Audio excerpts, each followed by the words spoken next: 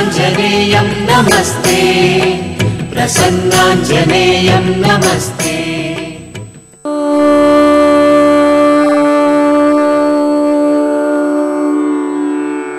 उत्तिष्ठोत्तिष्ठ सामीरि पूर्वा सन्ध्या प्रवर्तते उत्तिष्ठ हरिशार्दूलं कर्तव्यं भक्तपालनम् उत्तिष्ठोत्तिष्ठ कीशेष उत्तिष्ठ विजयध्वज उत्तिष्ठ हनुमान् वीर त्रैलोक्यं मङ्गलं कुरु। श्रीराम नाम जपसीधुरस प्रमोद सीता मनोहर पदाम्बुज भक्तियुक्ता श्रीराम कार्य सफलीकृत कीर्ति सान्द्रा श्रीरामदूत हनुमान् तव सुप्रभातम्। उत्तिष्ठ कीशपति रुग्म रुचि प्रदीप्त उत्तिष्ठ केसरि तनूज महोरुतेज उत्तिष्ठ भक्त जनपालन काङ्क्षितात्मन् श्रीरामदूत हनुमान् तव सुप्रभातम्। श्रीकण्ठवीर्य जनिताद्भुत देवमौळे ओङ्कार रूप महितोन्नत रूपशीला षड्वीजवर्ण ललितामल दिव्य कीर्ते श्रीरामदूत हनुमान् तव सुप्रभातम्। क्रोडाश्ववानर मृगेन्द्र खगेन्द्र कण्ठा पञ्चाश्वभास घन शाश्वत देव देव पिङ्गाक्ष वीण कृपामृत वारिराशे श्रीरामदूत हनुमान् तव सुप्रभातम्। रक्तपिशाच भयभूत महार्तिनाशा विद्यायुरैश्वर्य बलारिशय प्रदाता प्रत्यक्ष देव नरकामित पारिजाता श्रीरामदूत हनुमान् तव सुप्रभातम्। श्रीललिताञ्जलि समुद्भव रत्नदीपा कीशेष केसरि महोदय पुत्र रत्ना वायुर्वरात्मज महर्षि सुरासि सेव्या श्रीरामदूत हनुमान् तव सुप्रभातम्। सपाश्वशिष्य सकलान्तर वेद वेद्या सुग्रीवमित्र दशकण्ठ मदावहर्ता सौमित्र जीवित सिताम्बुज पूर्ण सोमा श्रीरामदूत हनुमान् तव सुप्रभातम्। उल्लङ्घ्य सिन्धु सिलिम्प ममानतुल्यम् सीतापति विपुल शोक निवारणाद्यम् विश्वासकल्पित समर्पित ज्ञानमुद्रा श्रीरामदूत हनुमान् तव सुप्रभातम्। भक्तार्ति दूर दुरितौषु निवारणाढ्या मोक्षप्रदायक सुमन्त्र सुदीव्यमाना विश्वास भक्त जनवेष्टित गेहदीपा श्रीरामदूत हनुमान् तव सुप्रभातम्।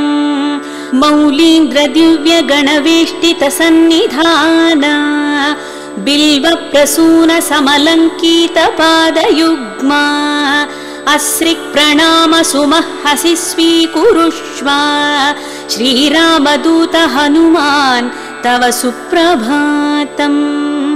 नित्यं स्मरामि कपिनायकमार्तिदूरम् नित्यं स्मरामि रघुनाथ पदारविन्दम् नित्यं स्मरामि भवदीय मनोज्ञ कीर्तिम् श्रीरामदूत हनुमान् तव सुप्रभातम्। सन्दीप्ति हेमनिभवर्ण तनूविलासा बालार्कसन्निभ मुखाम्बुज दिव्यभासा मन्दारहार मणिहार समञ्चिताङ्गा श्रीरामदूत हनुमान् तव सुप्रभातम्। श्रीस्पारबिन्दुनिपिडीकृत नीरजाताः तत्तुल्यमानित सुलोचन दृष्टि सौम्याः अस्मिन्नतेन कृपया पवमानसूनु శ్రీరామదూత హనుమాన్ తవ సుప్రభాతం.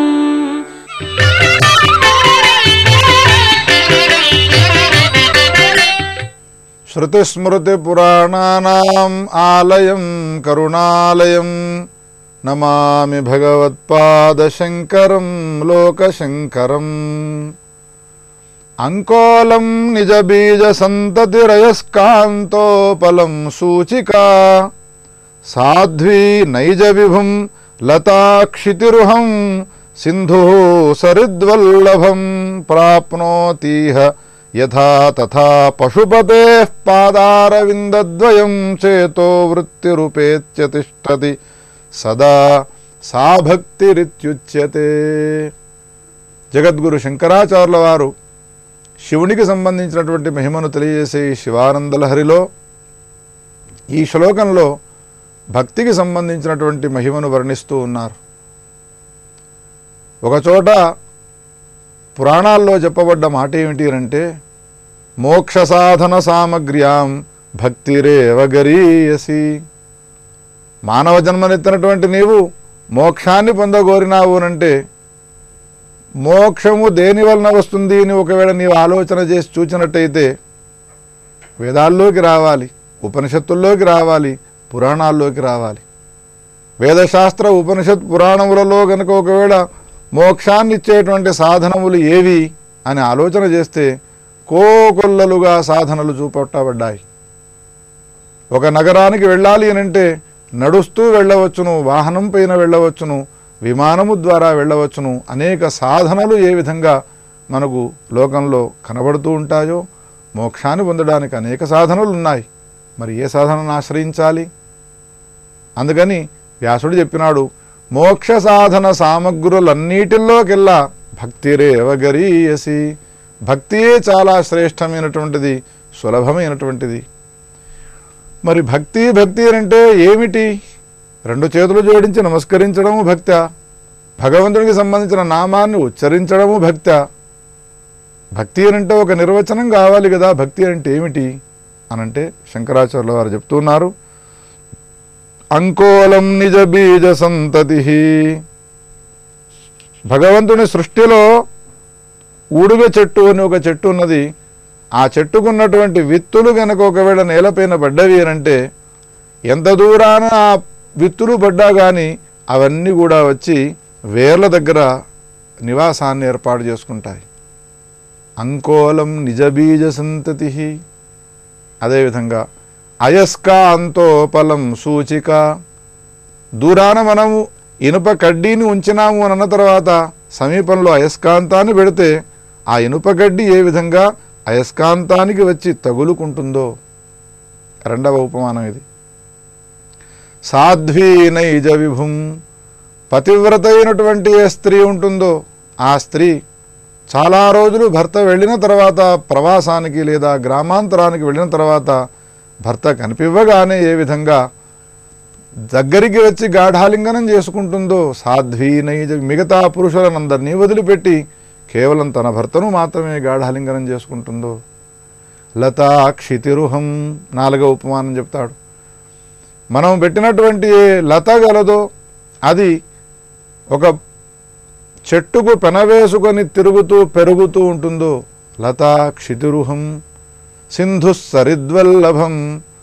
పారేటువంటి ఏ నది ఉన్నదో ఆ నది ప్రవహిస్తూ ప్రవహిస్తూ వెళ్ళి సముద్రంలో ఏ విధంగా చేరుతుందో. ప్రాప్నోతి ఇహ యథా. ఇప్పటిదాకా చెప్పిన ఉపమానాలు ఊడుగ చెట్టు యొక్క బీజములు ఏ విధంగా వేర్లను ఆశ్రయిస్తాయో, అయస్కాంతమును ఇనుప కడ్డీ వచ్చి ఆశ్రయించి అతుక్కును వెళుతుందో, అదేవిధంగా పతివ్రత అయినటువంటి స్త్రీ తన భర్తనే ఆశ్రయించే పెనవేసుకొని గాఢాలింగనం చేసుకుంటుందో, పెట్టినటువంటి ఏ లత ఉన్నదో ఆ లత ఒక వృక్షాన్ని పెనవేసుకొని తన యొక్క జీవనాన్ని కొనసాగిస్తూ పెరిగి పెద్దదైపోతూ ఉంటుందో, ప్రవహించేటువంటి నది ఏ విధంగా ప్రవహిస్తూ ప్రవహిస్తూ నదిలో సముద్రంలో అది కలిసిపోతుందో, ఈ ఉపమానాలన్నీ ఏ విధంగా మనం చెప్పుకున్నామో అదేవిధంగా నా మనస్సేది గలదో ఆ మనస్సు భక్తుడనైనటువంటి నాకు సంబంధించినటువంటి ఏ మనస్సు గలదో ఆ మనస్సు ప్రాప్నోతీహ యథా తథా పశుపతే పాదారవిందద్వయం. పశుపతి అయినటువంటి మహాదేవుడవైనటువంటి శివునికి సంబంధించినటువంటి నీ చరణద్వంద్వాన్ని గనక ఒకవేళ ఆశ్రయించినది అనంటే దానినే భక్తి అనే పేరుతో పిలుస్తారు. మనస్సులో అనేక రకాలైనటువంటి వృత్తులు ఉంటాయి. ఒక నిమిషానికి అనేక వృత్తులు ఉదయిస్తూ ఉంటాయి. భిన్న భిన్నమైనటువంటి వృత్తులు కనుక ఒకవేళ ఉదయించినవి అన్న తర్వాత మానవుడు ఆ మనస్సుతో ఏమీ సాధించలేడు. ఇప్పుడు శంకరాచార్యుల వారు అంటారు, చేతో వృత్తి రూపేత్య సదా తిష్టతి. నా మనస్సులో కలిగేటువంటి భిన్న భిన్నమైనటువంటి ఏ వృత్తులున్నాయో ఆ వృత్తులన్నీ కూడా పరమేశ్వరుడైనటువంటి నీకు సంబంధించినటువంటి వయ్యుండి నీ పాదారవిందములను ఆశ్రయించి గనక ఒకవేళ ఉన్నది అనంటే దానినే భక్తి అని అంటారయ్యా. సదా సా భక్తిరిచ్యుచ్యతే. తాత్పర్యం ఏమైనది అనంటే మనస్సు గనక ఒకవేళ భక్తితో కూడుకొని నీ చరణద్వంద్వాన్ని గనక ఆశ్రయించుకొని ఉన్నది అన్న తర్వాత దాన్ని భక్తి అని అంటారు. అటువంటి భక్తిని గనక ఒకవేళ మనం అలవరుచుకున్నాము అని అన్న తర్వాత భగవంతుడైన మహాదేవుడు మనను కరుణించి మనకు మోక్షాన్ని అనుగ్రహిస్తాడు. అందుకని ఇటువంటి భక్తిని మీరంతా కూడా ఆశ్రయించండి అనేటువంటి బోధనను శంకరాచార్యుల వారు ఈ శ్లోకము ద్వారా మనకు తెలియజేస్తూ ఉన్నారు. ఓం స్వస్తి.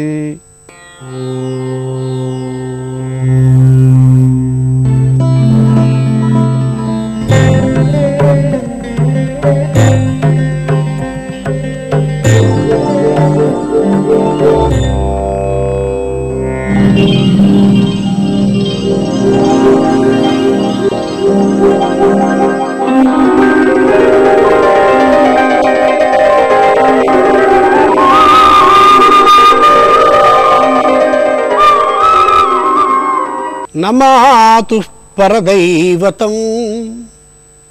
తల్లి కంటే గొప్ప దైవం లేదు అని అన్నారు. తల్లులంతా పూజనీయులే, పూజనీయురండ్రే. అయితే శ్రీమద్ రామాయణం అలా ఒకసారి తెరవగానే ముగ్గురు తల్లులు మనకు కనిపిస్తారు. కౌసల్య, సుమిత్ర, కైకమ్మ, ముగ్గురు. ఈ తల్లుల్లో మనం ఏ విధమైనటువంటి తల్లి అనేది మనకి మనం ఆలోచించుకోవడానికి అనువుగా రాశాడు వాల్మీకి మహర్షి. కౌసల్య జాతి తల్లుల్ని చూద్దాం. తన పుత్రుడికి పట్టాభిషేకం అని అర్థమైంది ఆవిడికి. పరమానందపడిపోయింది. తెల్లని పట్టుచీర కట్టుకుంది. 4 మార్గాల కూడల్లో నిలబడింది. భక్ష్యాలని, మధురమైన వాటిని అందరికీ పంచింది. మా అబ్బాయి పట్టాభిషేకం తెల్లవారుసామున, మా అబ్బాయికి పట్టాభిషేకం అని చెప్పి అందరికీ ఇచ్చింది ఆవిడ. అదే రాముడికి అదే పట్టాభిషేకం ఆ తెల్లవారుసామునే చెడిపోతే మొదలు నరికిన అరటి చెట్టులా నేల మీద పడి విపరీతంగా కృంగి కృంగి కృంగి దుఃఖించింది ఆవిడ. అలాంటి తల్లులు తన పుత్రుడికి సుఖం కలిగితే చెప్పలేని ఆనందాన్ని పొందే తల్లులు, తన పుత్రుడికి ఏమాత్రం కష్టం కలిగినా అకస్మాత్తుగా కృంగిపోయే తల్లులు ఎవరున్నారో వాళ్ళంతా కౌసల్య జాతి తల్లులు. అలాంటి వాళ్ళని చాలామందిని చూస్తాం. ఇక 2వ జాతి తల్లులు ఉన్నారు. సుమిత్ర. తన పుత్రుడైన లక్ష్మణస్వామి వచ్చి పాదాలకి సాష్టాంగపడి, అమ్మా అన్నయ్య అరణ్యాలకి వెడుతున్నాడు, నేను వెళ్ళొస్తాను అన్నాడు. ఇదేమిటిరా, అన్న అరణ్యాలకి వెళ్ళాడు అన్నప్పుడే నువ్వు ముందు వెళ్ళావనుకున్నాను, కానీ ఇంకా ఇక్కడే ఉన్నావా అంది ఆ తల్లి. ఆవిడ సవతి పుత్రుడైనటువంటి రామచంద్రుడున్నాడే, ఆ రామచంద్రుడి వెంట తన పుత్రుణ్ణి పంపించడానికి అంగీకరించిన తల్లి సుమిత్రాదేవి. లోకంలో అసలు సవతి అంటే ఏమాత్రం ఇష్టపడరు. ఆ సవతి పుత్రుడి మీద చెప్పలేని ద్వేషం ఉంటుంది. ఈమెకి ఎలాంటి ద్వేషం లేదు సరికదా. సృష్టస్త్వం వనవాసాయ. అసలు నువ్వు పుట్టిందే వనవాసంలో, అతనికి ముందు వెళ్ళడానికి రా, వెళ్ళు, వెనక్కి మాత్రం రాకు, అలాగే వెళ్ళు అని ఆశీర్వదించి పంపిన ఉత్తమురాలు సుమిత్ర. అలాంటి జాతి తల్లుల్ని మనం చూడం. భారతదేశ రక్షణానికి తన పుత్రుణ్ణి పంపించిన వీర సైనిక మాతలందరూ ఈ జాతికి వస్తారని చెప్పచ్చు, అనుమానం లేదు. ఇక 3వ జాతి తల్లులున్నారు, కైకా జాతులు. వీళ్ళని లోకంలో అపార్థపడతారు అందరూ. కాదు, రామచంద్రుడు దండక అరణ్యానికి వెళ్ళకపోయింటే, దండకారణ్యంలో సీతమ్మ అపహరింపబడకపోయింటే, ఆ కారణంగా రావణునితో రామచంద్రుడికి విరోధమే లేకపోతే, రాముడు రావణుణ్ణి చంపడానికి తగిన అవకాశమే లేకపోయేది. అంచేత రాముడు ఏ అవతార ప్రయోజనాన్ని అంటే రావణ వధని చేయడానికి సిద్ధంగా ఉన్నాడో, ఆ అవతార ప్రయోజనాన్ని కలిగించిన పరమ ఉత్తమురాలు కైకమ్మ. ఆ కైకాదేవి యొక్క బుద్ధి యందు దేవతలు ప్రవేశించి కైకమ్మకి తెలియని అతీత స్థితిలో ఆవిడ చేత అలా వరాలు కోరించారు. ఆ వరాలు శాపాలని మనం అనుకుంటాం, కానీ నిజమైన వరాలు అది రాముడికి స్పష్టంగా తెలుసు. ఆ కైకాదేవి అడిగినటువంటి వరాలకి అనుగుణంగా రాముడు పరమానందపడ్డాడు కాబట్టే కైకమ్మని ఏం నిందించద్దు అన్నాడు. ముందు నాటికి భరద్వాజ మహర్షి కూడా అదే మాట అంటాడు, అస్సలు ఆవిని ఏమాత్రమూ ఒక్క మాట అనుకోని. ఆ శాపంలాంటి వరానికి గురి అయినటువంటి రాముడు కూడా అన్నాడు, మాతరం రక్ష కైకేయీం, అస్సలు ఒక్క మాట అనకు తమ్ముడు అని.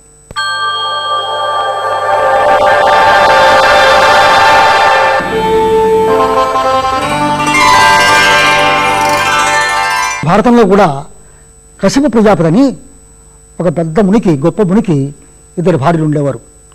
వాళ్ళు కద్రువ, వినత. ఈ కథ ఆదిపర్వం ద్వితీయ సంవత్సరంలోంచి కనిపిస్తుంది మనకి. ఇప్పుడు సవతలు ఏ విధంగా ఒకరితో ఒకరు కొట్లాడుకుంటారు, పేచీలు పెట్టుకుంటారు, ఒకరిని ఒకరు ఎలా వంచింపజూస్తారు, అలాగే పూర్వం కూడా కద్రువ, వినత ఇద్దరు కూడా ఒకరి మీదకి ఒకరికి ఈర్ష్య, ఒకరిని ఒకరు వంచుకోవడం మనకు తెలుస్తుంది. కద్రువ, వినత ఒకనాడు వాళ్ళకి పిల్లల కోసం భర్తను వేడుకుంటారు. ఆ భర్త కద్రువకి నీకు ఎంతమంది కావాలంటే 1000 మంది కొడుకులు కావాలంటుంది. 1000 మంది నాగుల్ని అనుగ్రహిస్తాడు. వినత ఇద్దరినే కోరుకుంటుంది, మహాబలవంతుని కోరుకుంటుంది. అలాగే ఆవిడికి కూడా అనుగ్రహిస్తాడు. కద్రువకు 1000 మంది పుట్టగానే వినతకు అసూయ కలిగింది, ఈర్ష్య కలిగింది, తనకి ఇంకా కలగలేదని. చేత ఆవిడ తొందరపడి ఒక అండాన్ని బద్దలు చేస్తుంది. బద్దలు చేస్తే అసంపూర్ణ దేహుడైనటువంటి కొడుకు పుడతాడు. అతడే అనూరుడు. అతనికి ఊరుగులు లేవన్నమాట, తొడలు లేవన్నమాట, పూర్వ దేహమే ఉంటుంది. వెంటనే అతను తల్లిపై కోపం వచ్చి, నన్ను సంపూర్ణ శరీరంలో కాకుండా నువ్వు నీ గర్భాన్ని నువ్వు ఛేదించావు కాబట్టి, నీ తల్లికి నీ సవతికి మీద అసూయ కొద్దీ ఇలా చేసావు కాబట్టి నీ సవతికి దాసిపోయి ఉంటావు కాక అని చెప్పి శపించి అతను సూర్యుడికి రథసారథిగా వెళ్ళిపోతాడు అనూరుడు. తర్వాత అయితే అతను ఇంకో మాట కూడా చెప్తాడు, కొన్నాళ్ళ పాటు నువ్వు ఆగు, నీ 2వ అండం మాత్రం ఇలా తొందరపడి పగలసకు, అందులోంచి మహాబలవంతుడు పుడతాడు, గరుత్మంతుడు పుడతాడు, అతడు నీ దాస్యాన్ని పోగొడతాడు అని చెప్పి వెళ్ళిపోతాడు. తర్వాత ఒకనాడు కద్రువ, వినత సముద్ర తీరానికి విహారం కోసం పెడతారు. సాయంకాలం అక్కడ గుర్రం కనిపిస్తుంది దూరం నుంచి. ఆ గుర్రం అంతా తెల్లగా ఉందని చెప్పి వినత, కాదు తోక దగ్గర నల్లగా ఉందని చెప్పి కద్రువ అని అనుకుని పందెం వేసుకుంటారు. తోక దగ్గర నల్లగా ఉంటే నువ్వు నాకు దాసి అవుతావని కద్రువ ఉంటుంది, అంతా తెల్లగా ఉన్నట్లయితే నేను నీకు దాసి అవుతానని చెప్పి కద్రువ ఉంటుంది. సరే ఇప్పుడు తెలిసేద్దాన్ని రా అంటుంది వినత. కానీ గడుసుదైనటువంటి కద్రువ ఇప్పుడు కాదులే తర్వాత వద్దాం మళ్ళీను అని చెప్పి రేపు ఏమైపోతుంది గుర్రం అని చెప్పి ఇంటికి వెళ్ళిపోతారు. కద్రువ కొడుకులను వేడుకుంటుంది, మీరు ఎవరైనా ఆ గుర్రం తోకను పట్టుకుని వెళ్ళాడి అక్కడ నల్లగా ఉందని తేల్చినట్లయితే నేను సవతికి దాసిని అవడం తప్పుతుంది, నాకు అలా ఆ ఉపకారం చేయండి అంటుంది. ఎవరో ఒప్పుకోరు. ఒక కర్కోటకుడు అనే పాము మాత్రం తను తోక దగ్గర పట్టుకుని వేలాడుతూ ఉంటాడు. వేలాడుతూ ఉంటే మర్నాడు వెళ్ళి చూసేటప్పటికి అక్కడ నల్లగా ఉంది. వినత కద్రువకు దాసి అవుతుంది. అడ్డమైన పనులు చెబుతుంది కద్రువ వినతకి. ఆవిడికి గరుత్మంతుడి కొడుకు పుడతాడు ఆ 2వ అండంలోంచి. అతడు మహాపరాక్రమవంతుడు. అతడు ఆవిడ చేతలో కాకుండా కొడుకు చేత కూడా పనులు చేయించుకుంటుంది. నా కొడుకుల్ని ఆకాశంలో తెప్పమంటుంది. ఒకనాడు గరుత్మంతుడు ఇంటి మీద పెట్టుకుని ఆ 1000 మందిని ఆకాశంలో తిప్పేటప్పుడు సూర్యమండలం దాటిపోయేటప్పటికి అవి ఆ సూర్యుడి వేడికి మాడిపోయి కింద ఊడి పడిపోతాయి. కదురు కోపం వస్తుంది.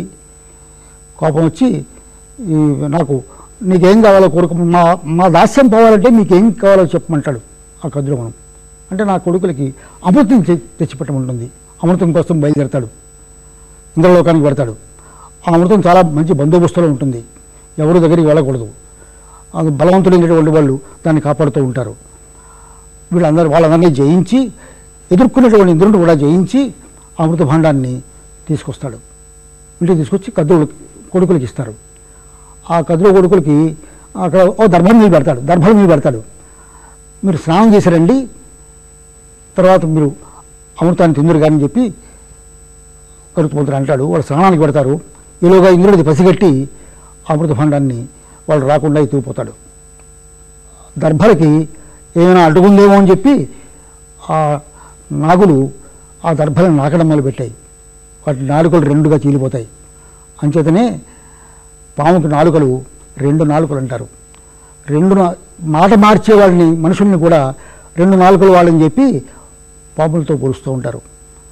ఇలా ఈ విధంగా ద్విజభంగులు అయ్యాయి నాగులు. దీనివల్ల మనకి గరుత్మంతుడు యొక్క మాతృభక్తి తెలుస్తుంది. గరుత్మంతుడు ఎంత పట్టుదల వాడు తెలుస్తుంది. తల్లి దాస్య మాతృదేశ దాస్య విముక్తి కోసం మన వాళ్ళు పాటుపడ్డట్టుగానే మాతృ దాస్యాన్ని విముక్తం చేయడానికి గరుత్మంతుడు ఎంత కష్టపడాడో మనకు తెలుస్తుంది.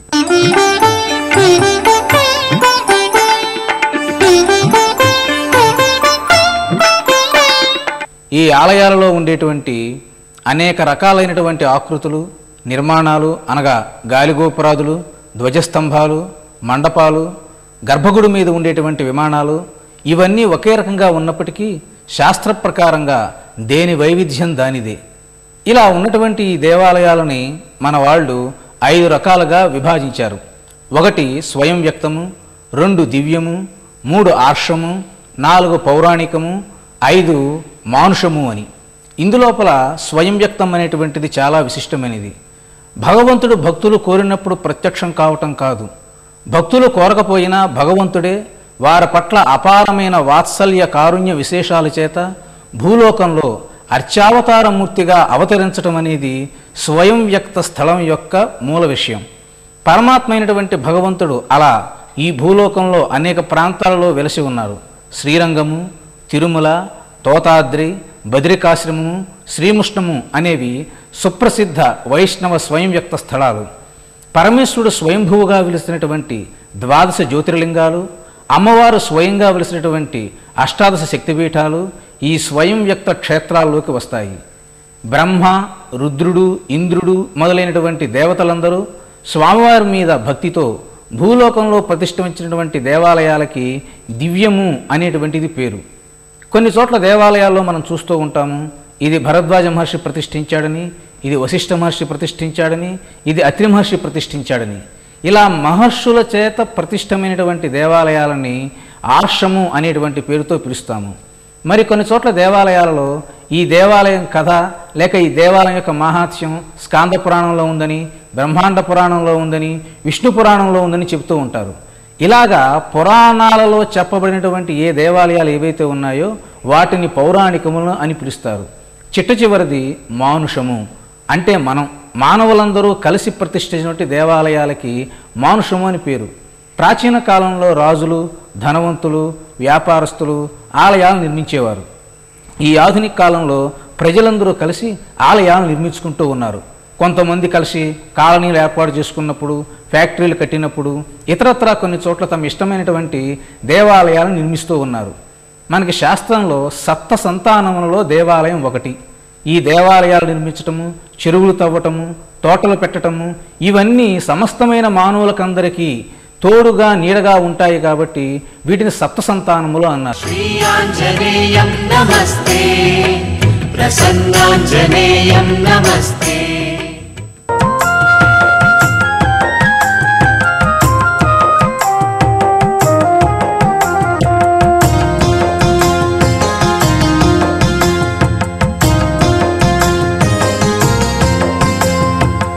గురు సూర్యదేవునకు బ్రహ్మ ఇంద్రాదులకు జనకుడైన వాయుదేవునకు తల్లికి ప్రణమిల్లే అంజన నందనుడు భక్తితో గగన వీధికి ఎగిస శ్రీరామ కార్యమై.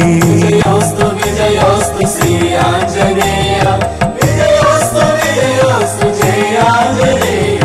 గురు సూర్యదేవునకు బ్రహ్మ ఇంద్రాదులకు జనకుడైన వాయుదేవునకు తల్లికి ప్రణమిల్లే అంజన నందనుడు భక్తితో గగన వీధికి ఎగిస శ్రీరామ కార్యమై. విజయోస్తు విజయోస్తు శ్రీ ఆంజనేయ, విజయోస్తు విజయోస్తు జయ ఆంజనేయ.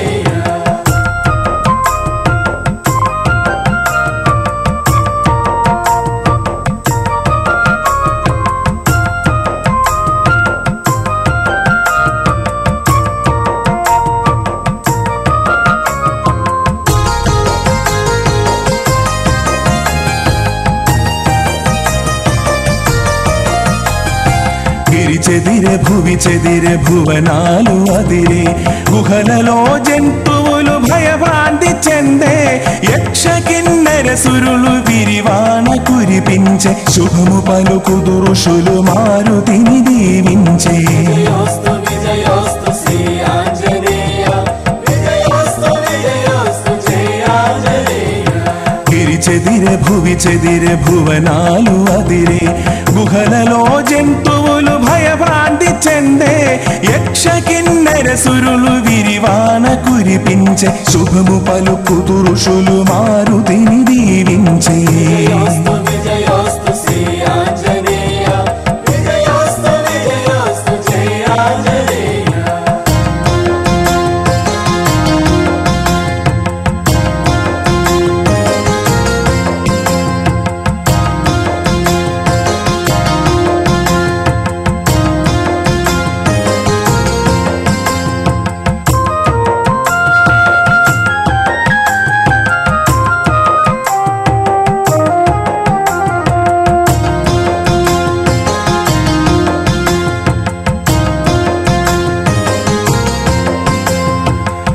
చూస్తుండలిత్తలో సప్త సంద్రము దాటి అసమాన ప్రతిభతో లంక కోడను చేర సురవైరి నాశనము కోరి శ్రీ మారుతి ఎడమ పాదము పెట్టి లంకలో తిరిగే. విజయోస్తు విజయోస్తు శ్రీ ఆంజనేయ, విజయోస్తు విజయోస్తు జయ ఆంజనేయ. చూస్తుండలిత్తలో సప్త సంద్రము దాటి అసమాన ప్రతిభతో లంక కోడను చేర సురవైరి నాశనము కోరి శ్రీ మారుతి ఎడమ పాదము పెట్టి లంకలో తిరిగే. విజయోస్తు విజయోస్తు శ్రీ ఆంజనేయ, విజయోస్తు విజయోస్తు జయ ఆంజనేయ.